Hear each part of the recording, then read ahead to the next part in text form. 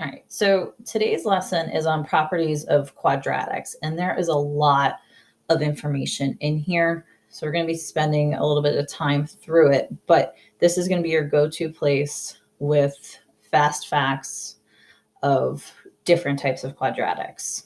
Okay, so a quadratic is a parabola. You can kind of see part of the shape here on this main screen. And on the bottom, we have our standard form quadratic, ax squared plus bx plus c. That's what most people think of when they see quadratics. And you're going to find that there's going to be a couple more forms of them, and each is good in their own way. So the first form we're going to actually take a look at is our vertex form. So the vertex form is a parentheses x minus h squared plus k. So first of all, I know it's a quadratic because I see a square. Anytime there's a square in the problem as your highest exponent, it's a quadratic function. Now, the nice thing with this function is I can really quickly and easily come up with the vertex simply by looking at the equation. It is the opposite of what is inside. That's my h. That's the x value of my vertex. And what's added or subtracted outside is the k value, or the y of my vertex. This a out front, that's just going to tell me if it's opening up or down. So if it's positive, it's a regular u. It's going to be upwards. And if it's negative, it's going to be upside down. It's going to be pointing towards the negatives. Okay. Now, a few other things to know is that the vertex is your centermost point of the graph. It will be where there is symmetry, where you have each side identical, excuse me, and it's probably one of the most important features of a quadratic. So on a lot of word problems, anything they ask you, you are most likely going to have to find the vertex to answer the question. Your axis of symmetry is the line that cuts through the middle of that parabola. It cuts through the vertex. It is a straight vertical line that if I was to fold it in half, you would have symmetry. It would fall on top of itself.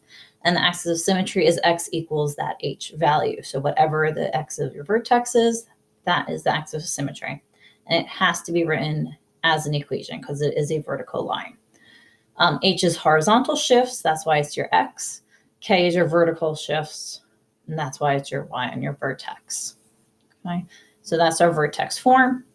Our other form, standard form, like I said, this form, in order for us to find the vertex, we have to find the axis of symmetry first, and we do that by using this equation, negative b over 2a. That formula is going to be really important because most things are going to be given in standard form. So we find our axis of symmetry, find the x value, and then once we have that, we can plug it back into the function to find the y value of our vertex. Again, same thing. If that a is positive, it's up, it's a right side up u. If it's negative, it's upside down. And another quick little thing is if I have a c, I know the y-intercept. So it would be 0, c, and I have a point now on my graph. Last form is the factored form or intercept form. You can see it two different names. And all that means is the function is fully factored. You're going to see a bunch of parentheses or a GCF taken out, but it's listed in its factored form. Again, that a is still the same. Positive, it's right side up, negative, upside down. And now I have these groupings, x minus p, x minus q. Those are my x-intercepts. And again, the axis of symmetry has to fall in the middle of your graph. So it is actually in the middle of my x-intercepts. So to find your axis of symmetry, you average them together. You add them and divide by 2. It'll always be the average of your intercepts. And again, just like previous with the standard form, once I know my axis of symmetry, I plug it in, I get the y value. Now I have the vertex. So it's really important that you know each form and how to get the vertex from it, just depending on what form you're given, you need to know that. So if it's in vertex form, perfect, great. I take out what I need, the h and the k. Standard form or intercept form, I got to use those little equations, negative b over 2a, or averaging of my intercepts in order to find the axis of symmetry to find the y value. Okay, now this page, a lot happening here. So the first part I talked about the A value is going to tell you whether it's up or down. If the leading coefficient is positive, it is concave up, meaning it is a normal U-shaped graph with a minimum, meaning the vertex down here, use a different color, here we go. Here's my vertex. That is my minimum. It's the bottommost point of the graph. If it's flipped the other way, so this is when this is positive. When it's negative, now the vertex is at the very top. It's at the maximum height of it. Again, the max and min come from your vertex. Like I said, the vertex is the most important thing we have. So the minimum is actually, or the maximum, is the y value of your vertex. So you can see we have it split into two parts. The x part of my vertex gave me this axis of symmetry. The y value gave me my max or my min, depending on where I'm looking. Now, the other part of it is we want to be able to discuss increasing and decreasing sections of a graph. Now, the fact that this line cuts it in half, this axis of symmetry with my vertex, that helps me come up with parts that are increasing and decreasing. So if the easiest way to think about it is, well, how's my pencil moving? And when I put the pen on the paper to trace or to draw this graph, in this case, when it's a positive U, I go down first. I am decreasing. My pen is going in a downward motion. I hit that axis of symmetry, and then my pen turns around and starts increasing. If it's the other way, my pen's going up first. It is increasing now on the side, and then it's decreasing on the other side. So as you talk about where it's increasing and increasing, we're talking about moving left to right. My pen moves from the upper leftmost down and then to the upper rightmost. It's moving on your x-axis, left to right. So what you need to be aware of is that the leftmost side is your negative infinity. The rightmost side is your positive infinity. And that's no matter what. Left is negative, right is positive. So when you have to write the increasing and decreasing intervals, which I have over here, you just need to know, well, where is it moving from? If it starts on the left, I'm decreasing on the left. So I'm starting on the negative infinity side. I go to the h, which is the axis of symmetry, and then I turn around. Then the increasing starts at the axis of symmetry because that's where my pen started turning all the way in the positive direction on the right-hand side. If it's flipped the other way, if it's downwards, then my pen on the leftmost side is going up first. So it increases now on the left side and then goes to, again, your axis of symmetry, which is your h value of your vertex. And then it decreases going down on the right-hand side. So you're always going to have these groupings from negative infinity to the vertex, and then from the vertex to positive infinity. You just need to know, is the negative infinity where I was increasing or where I was decreasing, depending on this shape of my parabola. Okay. Now on the next slide, it's going to be talking about domain and range and intercepts. So domain goes back to what we were just talking about. That is your x values. So moving left to right, we just talked about, we can move left to right no matter what. We're always moving left to right. We just change directions. The range are your y values, and that's your ups and downs. Now my ups and downs has either a minimum point or a maximum point. So there is a level that I will not go below if it's a minimum, and there's a level I will not go higher than if it's a maximum. Okay, so let's take a look at that. When it's a range, if it's a minimum, then you want to be aware of this right here.